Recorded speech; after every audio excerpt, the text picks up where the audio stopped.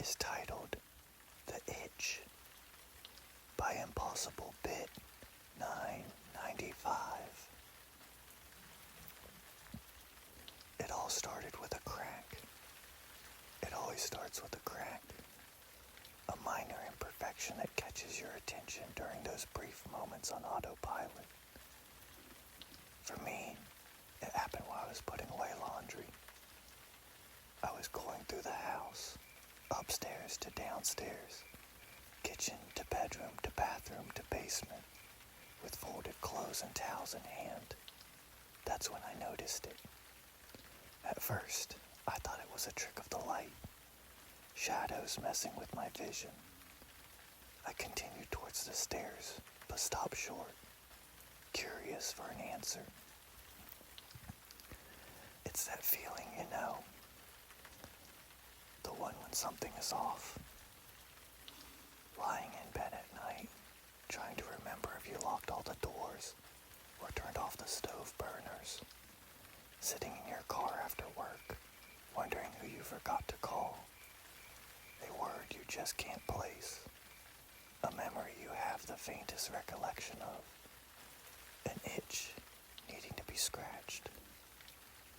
So, I turned around and retreated down the hall. At the end, there's a light switch and mirror. Old antique thing my wife inherited from her grandmother. Or maybe a distant cousin. Hard to say. Just something to fill the space. To make our house look a little less empty. The space between the mirror and the light switch had a piece of chipped paint. A small fleck of plaster had somehow come undone. Nothing crazy, I know. Happens all the time, especially in a house as old as ours. But it bugged me. I tried to laugh it off, wave it away and return to my chores before my wife got home. But I couldn't forget about it. I walked 2 or 3 steps, and I could just feel the back of my head burning. An itch needing to be scratched. So, I went back to the wall and placed my fingernail against the jagged edge of chipped paint. Gently, I flexed my finger up and down, rubbing at the rim, slowly peeling it away. But you know how these things go. Little by little, I started picking and pulling and prizing the paint away from the wall. A tedious task that I made faster with a flat-edge pizza cutter from the kitchen. I'm not much of a handyman, to my wife's dismay, and I quickly realized I picked the wrong tool for the job. I went back to the kitchen and exchanged my pizza cutter for a knife. The process picked up some. I was peeling away entire strips of eggshell white paint. The more I peeled, the more jagged edges I found. The more I cut away, the more bubbles formed in the paint.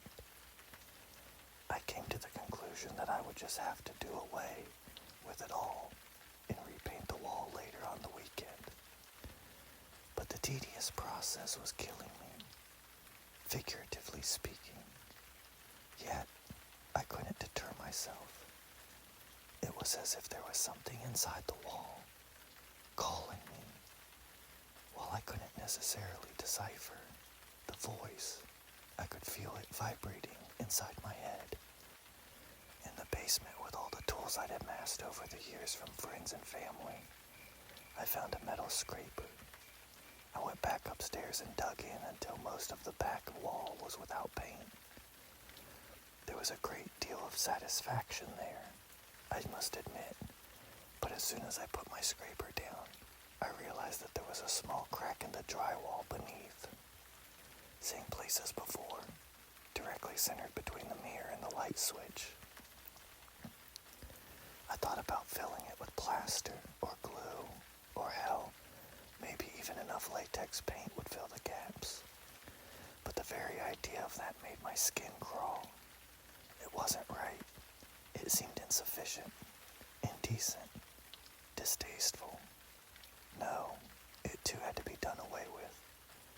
Backtracking downstairs, I went into my wife's studio and retrieved a small chisel from one of the dresser drawers. Like Andy Dufresne, I started etching and carving and digging my way through. Small chunks of plaster fell to the floor. Pockets of dust wafted with every stab, every incision. My eyes were starting to sting, but I couldn't pull myself away from my work long enough to grab a pair of goggles.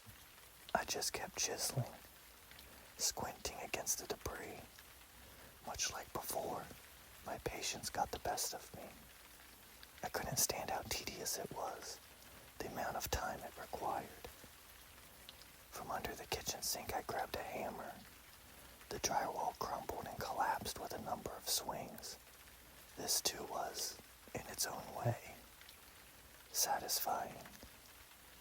But still, a few pieces remained nailed to the studs. I ripped them off and tossed them aside. Stepping back, I admired my work. I could see the internal wires and pipes, the insulation between each stud. Could smell the musty dew that reminded me of my father's truck. He was a farmer, never had time to clean his truck, and within a few years, it was less of a truck and more of an ecosystem for pests, mice especially. You could always hear them rattling around in between the metal panels whenever Dad got the engine going over 45, squeaking in panic as their entire world shook apart. My satisfaction from a job well done was short-lived. When my wife came home, well, to put it simply, she wasn't happy. We had a very long discussion about my actions. There were accusations of being drunk, or high, or having lost my mind. I knew without a doubt that at least two of those were not plausible possibilities. I only drink on the weekends, and I've never done any drugs other than smoking some weed back in college. My mind, my sanity, to put it more appropriately, was a questionable matter. One that, realistically, I could not make a determination about without expressing some sort of noticeable bias. In the end, my wife was willing to chalk up the situation to a heat-of-the-moment kind of thing. Impulsive thinking, irrational behavior that occurs at odd intervals, a problem plenty of people experience on a daily basis. To put it in simpler terms, a dumbass being a jackass. She helped me sweep up the mess and take out the garbage. I called a local carpenter and booked a time for them to come out and fix the wall. My wife made dinner while I showered. We ate in silence, her disbelief somewhere between concerned and amused. After, I washed the dishes while she dried. Regular night in spite of what had happened. After that, we went downstairs and sat on the couch to watch TV. But if I'm to be honest, I couldn't focus on any of the shows. Couldn't tell you what we talked about, or if we even talked at all. I was too busy thinking about the chipped paint, the crack in the drywall, the grooves in the floorboards and the spaces in between, about the indents of our textured ceiling, a tacky popcorn look of jagged ridges and bumps. I kept thinking about the small squeak of the second step on the stairs, the hollow moan of the draft in the bedroom, the sound of the mice in my father's truck, rattling against the loose panels. But I couldn't tell my wife about it, at least not in a way that would make any sense.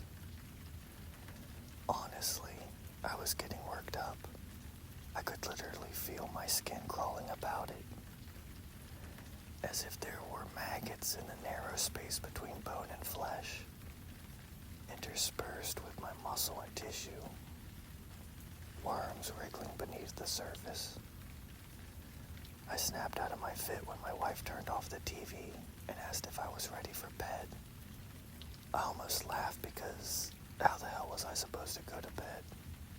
This wasn't the kind of issue where you just count sheep or clear your mind or listen to rain sounds on YouTube. It felt permanent, detrimental. But I had no plausible excuses, no rational explanations. So I nodded my head and followed her upstairs. For about an hour or so, I lay in bed beside my wife, listening to her snore, feeling the gentle rhythmic motion of her chest rising and lowering with every breath. Occasionally the heat kicked on to help dispel the silence, but still I could hear it. I could hear the quiet, the soft buzz of nothing in my ears, that flurry of emptiness like a light snowfall in the dark of night. Sighing, I climbed out of bed and stepped into the hall. To resist the urge to look at the wall was perhaps the hardest thing in my entire life. I was a child trying not to admit their mistake, hoping that if maybe I ignored it long enough, it would suddenly disappear. I walked into the bathroom and closed the door behind me. I used the toilet, washed my hands thoroughly, but it still felt like there was some residue on them. So I washed them again, applying an extra lather of soap. Then, I just stared at myself in the mirror. I was almost afraid to go back out into the hall, because I knew that if I glimpsed the wall, I wouldn't be able to walk away again. Wouldn't be able to ignore it. I was just biding my time, trying to build up a tolerance of sorts, psyching myself up for possibly the most mundane battle in existence. Just as I was about to leave, I noticed something in my reflection, a small dot on my forehead. At first, I thought it was a mosquito bite or a spider bite, but as I leaned in closer to inspect, I recognized it as a pimple. I hadn't seen many of those since my college days. Let me tell you, it was not a sight I missed. I positioned my index finger, one on either side, and pushed them together. A small spot of white pus came slithering out, and I wiped it into a piece of tissue paper, tossing it into the bin. But for some reason, I wasn't convinced I'd gotten it all. Pimples always had a way of producing more fluid. So I repeated the process, putting a finger on opposite sides and squeezing. More pus came out, followed by a yellowish transparent fluid. I applied more pressure until it hurt. This time, a small dot of blood came out instead. Finally, I thought with a hint of relief. I turned on the tap, wetted my fingers, and wiped the blood away. Then I opened the medicine cabinet and grabbed a small bandage. Peeling away the disposable paper, I glanced into the mirror again. Instantly, my eyes went to the small bump on my forehead, flush red with blood beneath the skin, somehow bigger than before, swollen by my interference. Ugly little thing. Just ignore it, I told myself. But it was there, that gnawing at the back of my mind. Unfinished business. An itch needing to be scratched. My mother used to tell me never to pop my pimples or pick at my scars. She would have been disappointed then because that's exactly what I did. I started picking at it with my fingernails, digging a small gouge in my forehead. But it wasn't enough. My tools were insufficient. I grabbed a pair of tweezers from the cabinet and pushed the metal tips beneath the skin, scraping away the stringy bits underneath.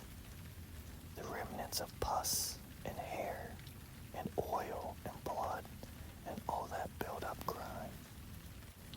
When my patience had run thin, I snuck downstairs into the garage for a piece of sandpaper. I rubbed the skin raw, ignored the pain that ensued, because more than that stinging sensation was an overwhelming dissatisfaction, a possessive feeling that slowly consumed me whole. But but even it was paltry in comparison to the itch at the back of my mind. In the end, when my piece of sandpaper was worn dull, I returned upstairs and grabbed the cheese grater from the kitchen. Then I locked myself in the bathroom.